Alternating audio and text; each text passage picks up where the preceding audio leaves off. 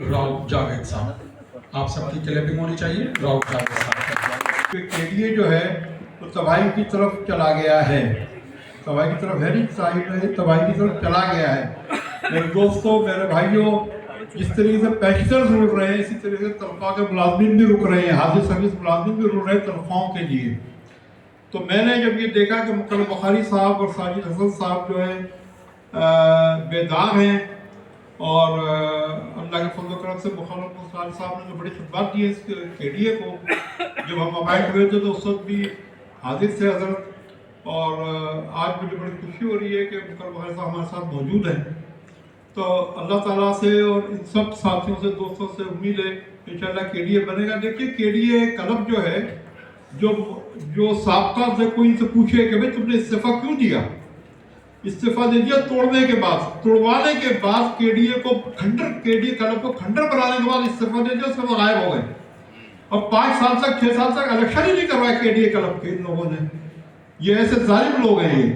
इन्होंने इस KDA club को तबाह बर्बाद कर दिया, ना सिर्फ केडीए क्लब को, केडीए को भी तबाह बर्बाद कर दिया, मुलाजमीन को भी रुला दिया। आंखों से पेंशनर आज आंखों छह आंसू से रोते हैं, लेकिन इनके ऊपर जू तक नहीं लग रही। कोई अपने दफ्तर बना रहा है, कोई अपने कुछ कर रहा है, कोई कुछ कर, यानी केडीए के कोई 3 अरब आ रहा था, वो 3 अरब का भी नहीं पता भी कहाँ गया वो। बाकी जो आ रहा था रोज की लिखी चलती है उस ग्रुप में कि फलाने इतने पैसे आ रहे, फलाने इतने आ रहे। 40 करोड़ की इमदाद आ रही थी, वो कहाँ गई? उस 40 करोड़ की जो हमारी इमदाद आती है उसमें 2.5 महीने का गैप आ गया है, पर ज्यादा करे सर। जबकि इमदाद हर महीने आती है हुकूमत से, हर महीने आती है। कोई पूछने वाला नहीं कि वो इमदाद कहाँ जा रही है। भाई तनख्वाह हमको मिल रही, पेंशन हमें नहीं मिल रही, लेकिन वो इमदाद हमें नहीं मिलती, और हर हुकूमत ने सिर्फ हर महीने भेजती है उस ग्रांट को।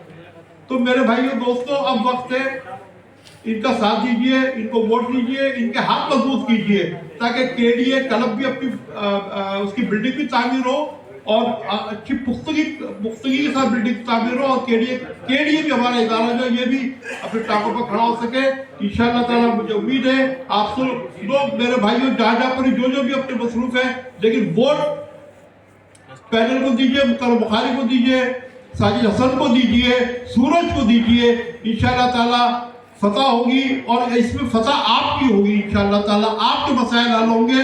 मुकर्रम बुखारी साहब का एक मिसाल मैं देता हूँ, जब एक्टिव हुए मुकर्रम बुखारी साहब, तो सबसे पहले आपको याद होगा कि इन्होंने हमें तनख्वाह जो है वो 4 तारीख को दिलवा दी, पेंशन 4 तारीख को तनख्वाह पेंशन मिल गई थी हमें 4 तारीख को।